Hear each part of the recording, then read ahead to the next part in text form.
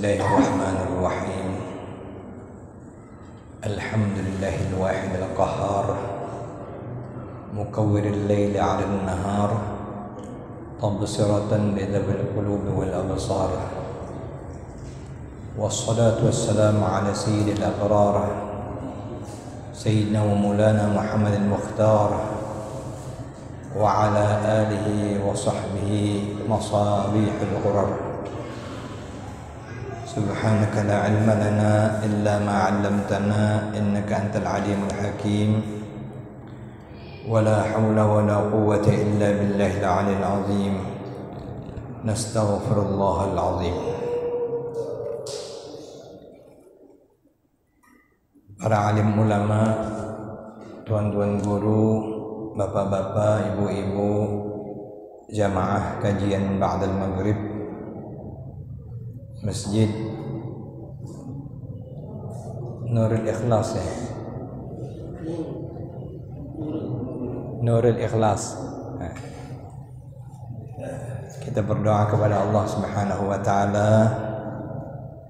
Mudah-mudahan Allah Subhanahu wa taala mengampuni seluruh dosa-dosa kita, mengasihani kita, menutup aib-aib kita, memaafkan kehilapan dan kesalahan kita, serta mengasihi kita dengan ridha-Nya. Amin ya rabbal alamin.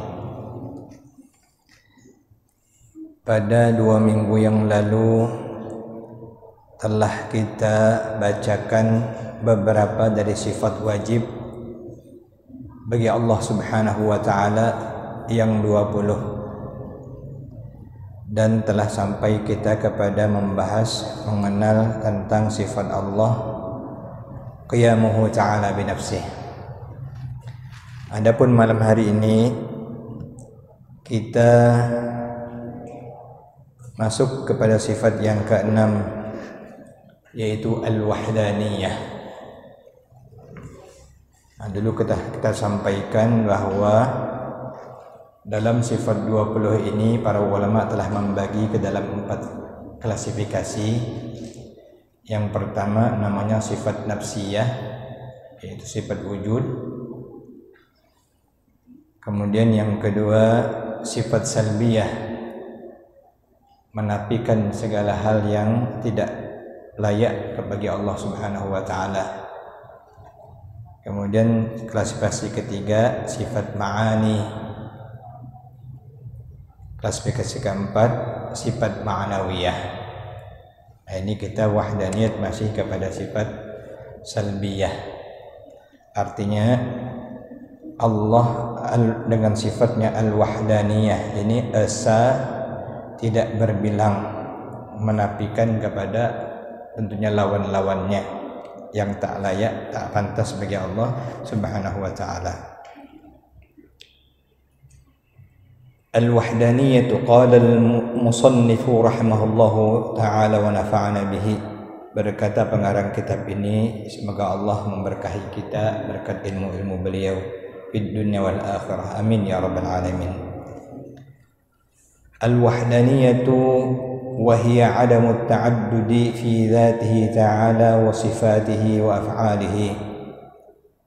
Wahdaniyat atau esa artinya adamut ta'addud fi dzatihi ta'ala, tidak berbilang-bilang pada zat Allah Ta'ala. Esa tak berbilang pada zatnya, wa sifatihi pada sifat-sifatnya, wa af'alihi pada perbuatan-perbuatannya. Itulah yang kita kenal dengan tauhid zat, tauhid sifat, tauhid af'al dalam tauhid akidah Ahlussunnah wal Jamaah. Wa wahdatuz zat ma'naha, tauhiduz zat maknanya anna dzatahu laysat murakkabatan min ajza', bahwa zatnya Allah Subhanahu wa taala itu tidak tersusun daripada juzuk-juzuk, partikel-partikel, bagian-bagian. Macam kita kan dari tanah, dari api, dari air, dari angin, unsur tubuh manusia yang berawal dari saripati tanah utamanya. Maka Allah tidak tersusun daripada partikel apapun. Walaysa fil khalqi dzatun kadzatihi, tidak ada pada makhluk zat seperti zatnya Allah Ta'ala. Esa tak berbilang pada sifat, pada zatnya, pada sifatnya, pada af'alnya berbeda dengan makhluknya. Hanya Allah Subhanahu wa Ta'ala yang mengetahui zatnya. Wala ya'rifu zatahu illa Allah wahdah. Tidak ada yang mengetahui zat Allah melainkan hanya Allah saja. Wa wahdatus sifat ma'naha, kesatuan sifat atau tauhid sifat artinya annahu laisa li ahadin sifatun tushbihu sifatan min sifatihi. Tidak ada bagi seorang pun di antara makhluk yang memiliki sifat menyerupai sifat daripada sifat-sifat Allah. Walaysat sifatuhu muta'addidatun min jinsin wahid, dan sifat-sifat Allah itu tidak berbilang dari jenis yang sama. Ka qudrataini au iradataini, seperti memiliki dua kudrah, dua kuasa, au iradataini, atau dua kehendak. Jadi tidak berbilang.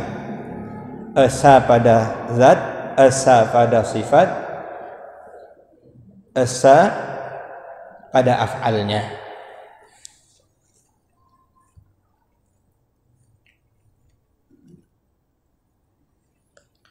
Wa wahdatul af'al ma'naha, kesatuan perbuatan atau tauhid af'al maknanya annahu laisa li ahadin ghairahu ta'ala fi'lun. Tidak ada bagi seorang selain daripada Allah. Artinya tidak ada seorang pun daripada makhluk selain daripada Allah Ta'ala saja. Ay laysa li ahadin ghairuhu ta'ala fi'lun min al-af'al. Tidak ada bagi seseorang pun selain Allah yang memiliki fi'lun min al-af'al, perbuatan tersebut. Hakikatnya tidak ada siapapun yang memiliki perbuatan melainkan itu hanyalah milik Allah Subhanahu wa Ta'ala. Perbuatan Allah Subhanahu wa Ta'ala. Fallahu khaliqu kulli syai'in, karena Allah dialah yang menciptakan segala sesuatu. Wa mabdi'u kulli syai'in, dialah yang mengkreasi, yang mengadakan segala sesuatu. Bahwa Ta'ala mustaqillun bil ijadi wal ibda'i, Allah Ta'ala sendiri juga dalam menciptakan dan mengkreasikan, menjadikan makhluknya. Karena itu dalam tauhidul af'al ini, setiap kita melihat perbuatan, maka disitulah la fa'ila illallah, tidak ada yang memperbuatnya pada hakikatnya melainkan hanya Allah Subhanahu wa Ta'ala.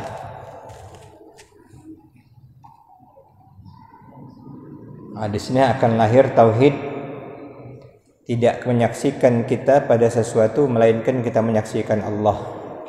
Tidak mendengar sesuatu kita melainkan kita mendengar kebesaran Allah.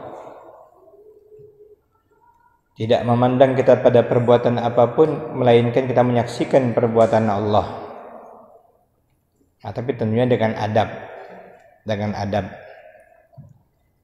Kalau yang kita saksikan itu baik, famin Allah. Kalau yang kita saksikan buruk itu pamin nafsik, dari kita sendiri. Cuman kita wajib beriman bahwa qada dan qadar khairuhu wa syarruhu min Allah. Baik dan buruknya pada hakikatnya adalah dari Allah Subhanahu wa Ta'ala. Qala ta'ala, dalilnya firman Allah Ta'ala, Subhanahu huwallahul wahidul qahhar. Subhanah, maha suci dia, maha suci Allah, Dialah Allah Al-Wahidul Qahhar, yang maha tunggal lagi yang maha perkasa. Wa ilahukum ilahu wahid la ilaha illa huwar rahmanur rahim. Tuhanmu adalah Tuhan yang esa, tiada Tuhan kecuali Dia, yang maha pengasih lagi maha penyayang. Nah, itu sifat wahdaniyat, esa. Jadi esa ini pada hakikatnya mengandung pengertian yang paling sederhana. Kita pahami dari firman Allah, qul huwallahu ahad, Allahus samad, lam yalid wa lam yulad wa lam yakul lahu kufuwan ahad. Mustahil Allah berbilang. Allah maha tunggal, maha esa. Sifat yang ketujuh, al-qudratu, kudrat. Nah, baru kita masuk klasifikasi yang disebut dengan sifat ma'ani. Ma'ani pengertian, yang sifat yang mengandung pengertian yang melekat kepada Allah Subhanahu wa ta'ala. Al-qudratu wa hiya sifatun qadimatun qa'imatun bidzatihi ta'ala. Qudrat atau kuasa adalah sifat yang qadim, yang semula ada.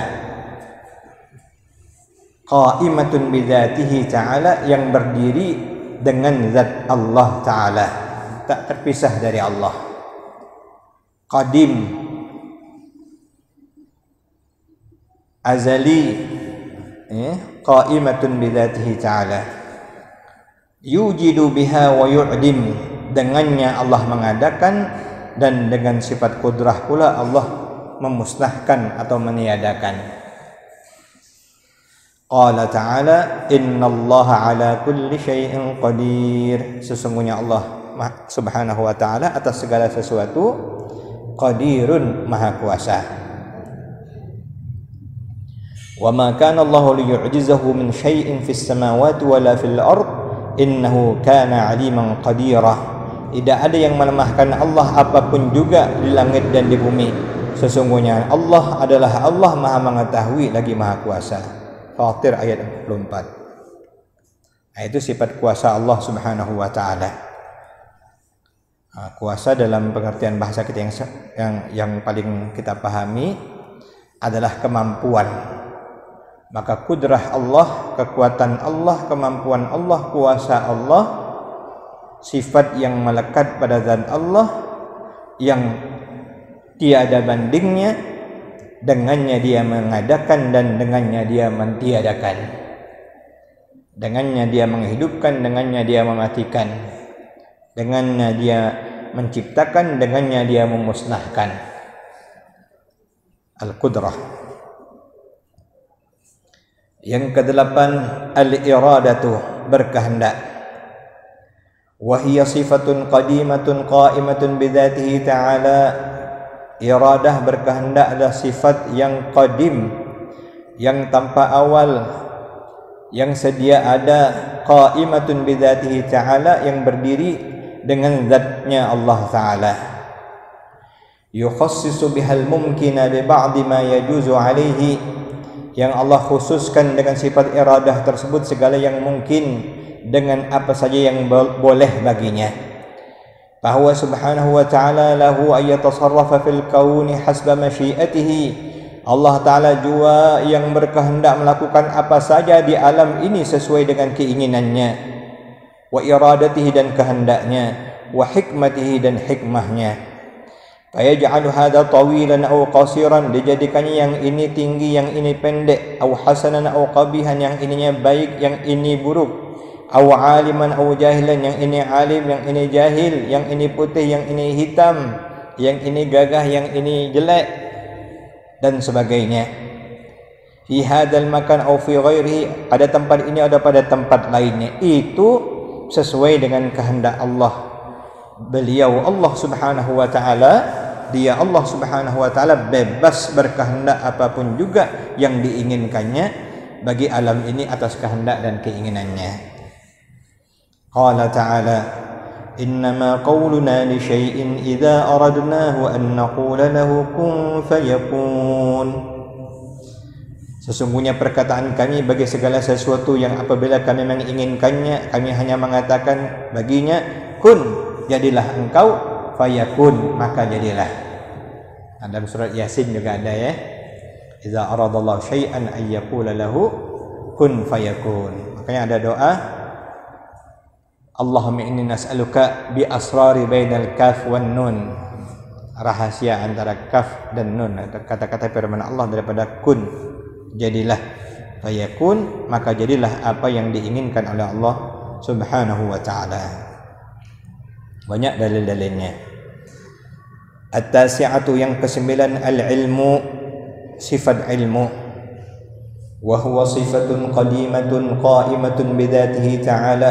Sifat ilmu adalah sifat yang qadim, berdiri bagi zat dengan zat Allah Ta'ala. Ya'lamu bihal asya'a, yang dengannya Allah mengetahui segala-galanya. Ingat, sifat ini melekat kepada Allah, tidak berpisah dari Allah Subhanahu wa ta'ala. Nah, sebab dalam bahasa filosofis, orang-orang yang menggunakan akal bisa saja berpikirnya lain. Allah dengan ilmunya, berarti Allah memerlukan ilmunya. Nah, padahal ilmu Allah itu melekat pada zatnya. Qala ta'ala innallaha bikulli syai'in alim. Sesungguhnya Allah dengan segala sesuatu maha mengetahui.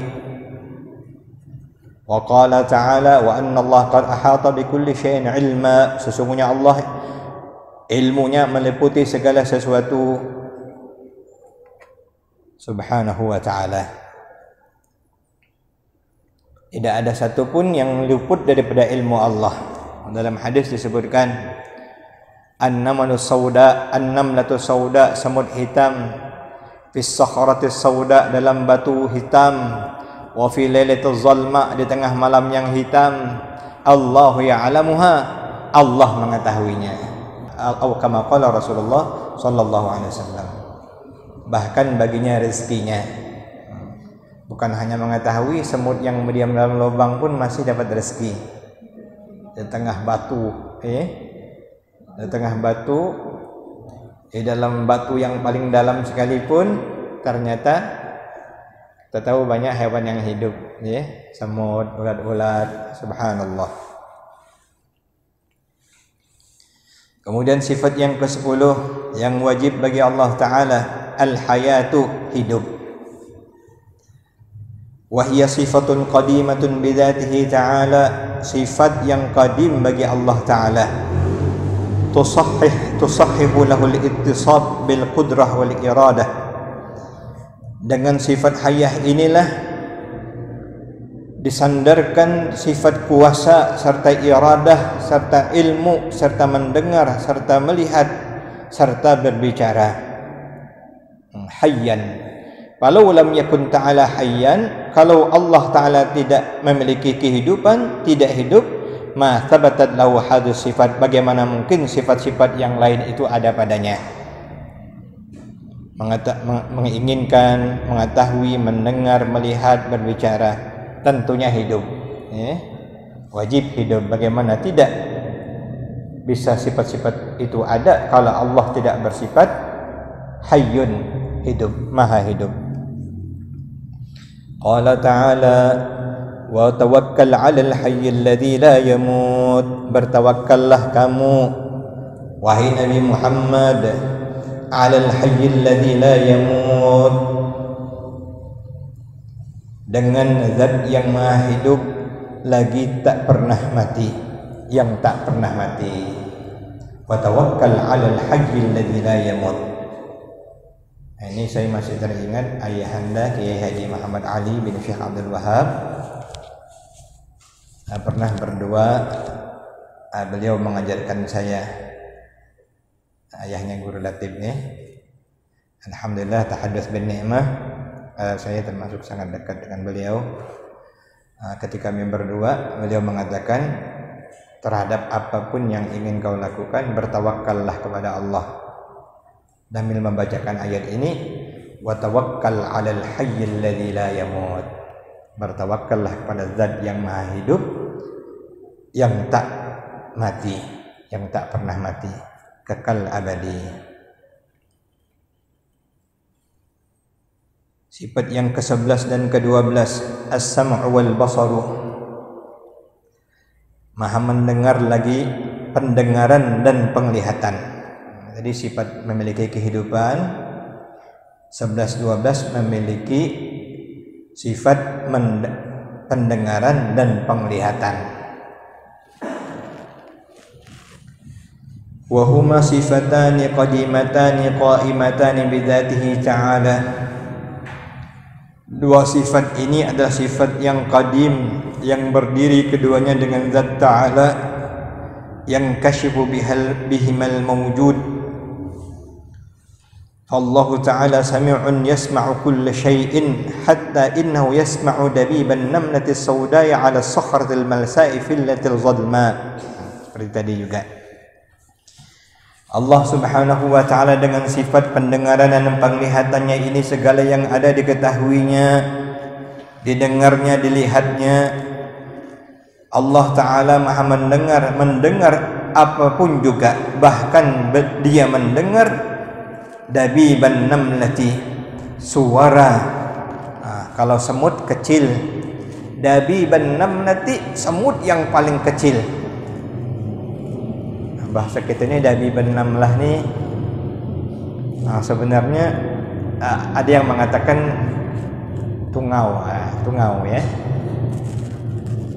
As-sauda yang berwarna hitam, Allah mendengar suara tungau yang berwarna hitam, ala sakhra'il malsa, di dalam batu yang licin, fil lailatul zalma, di atas batu yang licin, fil lailatul zalma, di malam yang gelap gulita.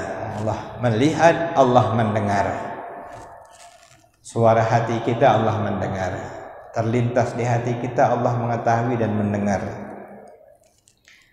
Wa basirun yara kulla syai'in, Allah maha melihat, yara kulla syai'in, melihat segala sesuatu, ru'yatan syamilatan, dengan penglihatan yang penuh dan total. Tastau'ibu kullal mudrakat, apapun yang terjangkau, terlihat, yang diketahui, Allah Subhanahu wa Ta'ala maha melihat. Jadi apapun juga yang di mata kita tak kita lihat atau tak kita lihat, walaupun katanya pembesaran sampai 1.000.000 kali bahkan triliunan kali pembesaran, Allah tak memerlukan mikroskop dan sebagainya. Tidak ada yang luput satupun dari penglihatan dan pendengaran Allah Subhanahu wa Ta'ala. Kenapa? Karena Allah yang menciptakan, Allah yang menjadikan, Allah yang memberikan suara bagi hambanya. Maka Allah Subhanahu wa Ta'ala melihat apapun juga, mendengar apapun juga, seluruh makhluknya, baik yang menurut kita makhluk hidup maupun makhluk mati sekalipun. Qala ta'ala, qad sami'a Allahu qawlan allati tujadiluka fi zawjiha wa tashtaki ila Allah wallahu yasma'u tahawurakuma innallaha sami'un basir. Sesungguhnya Allah sami'un basir, maha mendengar lagi maha melihat. Ini sebenarnya tuntutan kita wajib mengenal sifat-sifat Allah Subhanahu wa Ta'ala ini. Sebagai hamba wajib kita memperhambakan diri kita kepada Allah. Kalau kita tahu dan yakin, sudah paham, sudah betul-betul yakin Allah maha mendengar, Allah maha melihat, tentunya kita malu kepada Allah. Bercakap tak betul kita malu, berbuat tak betul kita malu kepada Allah Subhanahu wa Ta'ala. Yang ke-13, al-kalam, berbicara. Wa huwa sifatun qadimatun qa'imatun bidzatihi ta'ala. Al-kalam, sifat al-kalam, berbicara ini adalah sifat yang qadim, yang sedia ada, kekal, qa'imatun bidzatihi, berdiri dengan zatnya Allah Ta'ala, laisat bihurufin, tidak punya huruf, wala sautin, tidak berupa suara, tadullu ala jami'il ma'lumat, dia tidak memiliki huruf, tidak memiliki suara untuk menunjukkan segala hal-hal yang diketahui, segala apapun juga maksudnya. Jadi kalamnya Allah berbeda dengan kalamnya makhluk. Kalau kalam kita kan ada huruf, ada a, u, i, e, ada suara, ada bunyi. Maka kalamnya Allah, hanya Allah Subhanahu wa taala yang mengetahui, berbeda dengan kalamnya makhluk. Qala ta'ala, firman Allah Ta'ala, wa kallamallahu Musa taklima, dan Allah berbicara kepada Musa dengan bicaranya. Arti benar-benar Allah berbicara. Surat An-Nisa ayat 164. Wa idza wajabat lahu ta'ala, apabila wajib bagi Allah Ta'ala bersifat qudratun wa iradatun wa ilmun wa hayatun wa sam'un wa basarun wa kalamun, bersifat kudrat, kuasa, wa iradah, berkehendak, wa ilmun, memiliki berilmu, wa hayatun, memiliki kehidupan atau kehidupan, wa sam'un, pendengaran, wa basarun, penglihatan, wa kalamun, pembicaraan, fakana min at-tabi'i ay yajib lahu ta'ala hadhihi sifat at-taliyah, maka tentunya Allah Ta'ala wajib pula bersifat-sifat berikut, wa hiya kaunuhu qadiran, kaunuhu muridan, kaunuhu aliman, kaunuhu hayyan, kaunuhu sami'an, kaunuhu basiran, kaunuhu mutakalliman.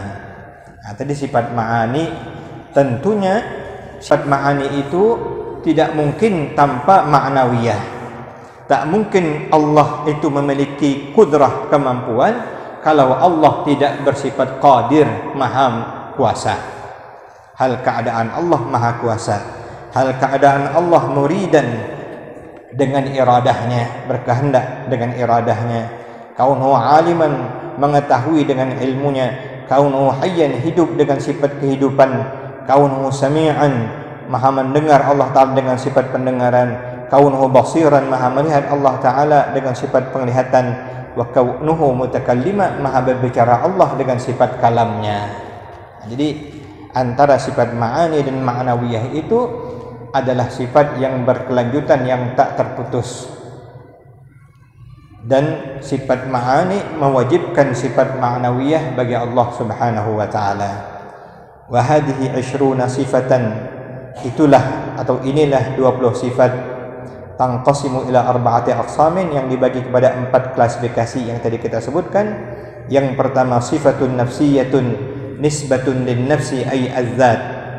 Wasifatun nafsiyah hiya allati la tu'qalu az-zat bidunha wa hiya wahidatun al-wujud. Sifat nafsiyah nisbah bagi diri, ay az-zat artinya zatnya, dan sifat nafsiyah hiya allati la tu'qalu az-zat bidunha, yang tak mungkin zat tanpanya, wa hiya wahidatun, yaitu hanya satu, al-wujud, yaitu bersifat Allah Ta'ala dengan sifat wujud. Yang kedua sifatun salbiyah nisbatun lis-salbi ay an-nafyi, wa summiyat salbiyatun li'annaha nafat 'anillahi ta'ala ma la yaliq bi jalalih. Dinamakan salbiyah, dia menafikan segala hal yang tak layak bagi Allah Subhanahu wa taala. Ada 5, al-qidamu wal baqa'u wal mukhalafatu lil hawadithi wal qiyamu bi nafsihi wal wahdaniyah. Yang ketiga sifatul ma'ani, wa summiyat lil ma'ani li'annaha athbatat lillahi ta'ala ma'ani wujudiyatan qa'imatan bidzatihi la'iqatan bikamalihi. Dinamakan dengan ma'ani karena sifat-sifat ini mengisbatkan, menetapkan bagi Allah Ta'ala makna keberadaan Allah yang qa'imah, yang berdiri dengan zat Allah Ta'ala, yang pantas dengan kesempurnaan Allah. Itu ada 7 sifat: al-qudrah, wal iradah, wal ilmu, wal hayat, was sama', wal basar, wal kalam.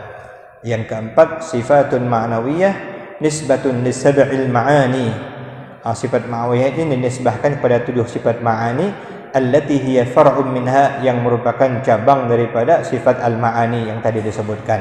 Wa summiyat ma'nawiyah, dikatakan ma'nawiyah li'annaha lazimatun lil ma'ani, karena dia melazimi sifat al-ma'ani. Wahiyya kaunuhu ta'ala qadiran wa muridan wa aliman wa hayyan wa sami'an wa basiran wa mutakalliman. Nah, sama-sama kita Bapak Ibu. Wujud qidam baqa mukhalafatuhu lil hawadithi qiyamuhu bi nafsihi wahdaniyat qudrat iradat ilmu hayat sama' basar kalam qadiran muridan aliman hayat sami'an basiran mutakalliman. Kita hafal, kita menghayati maknanya, kita tanamkan tauhid kita kepada Allah Subhanahu wa ta'ala. Demikianlah. Barangkali kalau nak dialogkan masih belum lagi ya, karena ini adalah hal-hal yang wajib kita ketahui. Boleh saja nanti insyaAllah ada waktunya kita dialog terkait bagaimana kita benar-benar memahami ilmu tauhid dalam rangka mentauhidkan Allah. Harus kita pahami dulu, ilmu tauhid ini adalah ilmu yang berdasar kepada akal dan nakal. Sumbernya dalil-dalil wahyu dan juga nalar kita. Dengan dalil akal, dengan dalil-dalil ayat Quran dan Sunnah, dan dengan nalar kita. Jadi fikih itu adalah mengamalkan perintah Allah sesuai dengan apa yang Allah inginkan, yang diajarkan Rasulnya.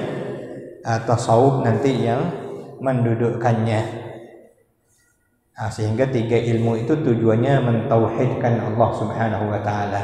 Tak cukup ilmu tauhid saja, karena ilmu tauhid ini mengantarkan kita menggunakan akal, nalar kita.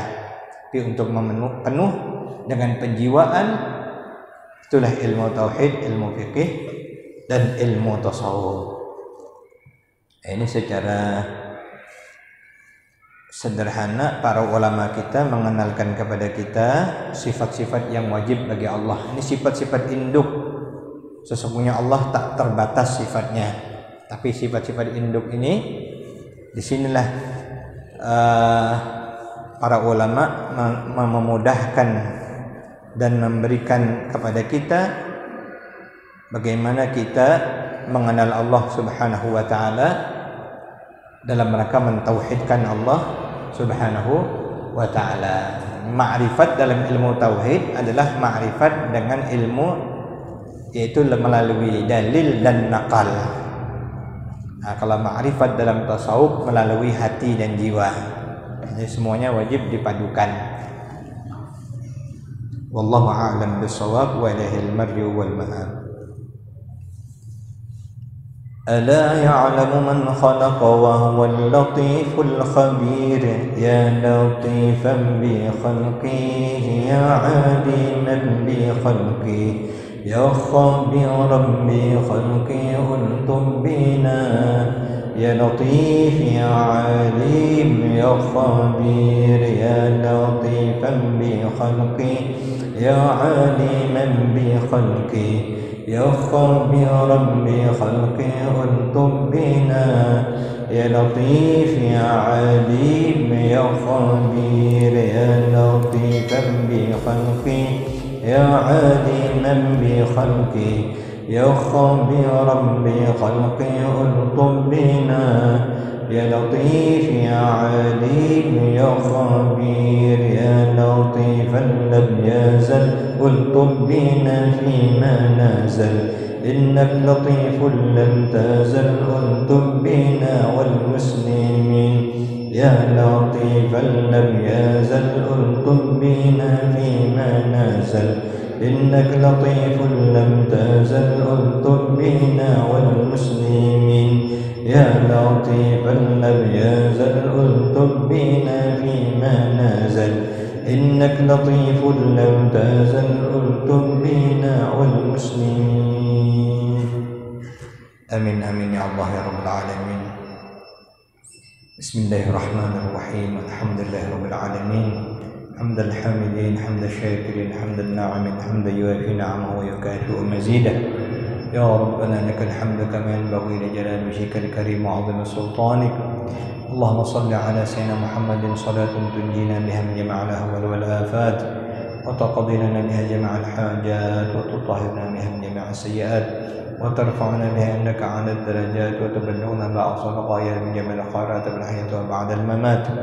اللهم تب علينا وعافنا واعف عنا وتجاوز عن سيئاتنا واغفر لنا ما مضى وما تقدم يا أرحم الراحمين.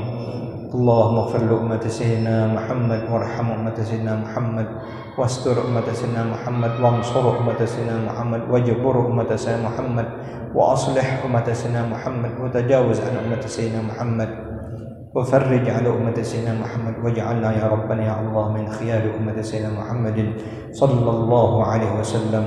ربنا آتنا في الدنيا حسنة وفي الآخرة حسنة وقنا عذاب النار. وصلى الله على سيدنا وحبيبنا وشفيعنا ومولانا محمد وعلى آله وصحبه وسلم، والحمد لله رب العالمين. السلام عليكم ورحمة الله وبركاته.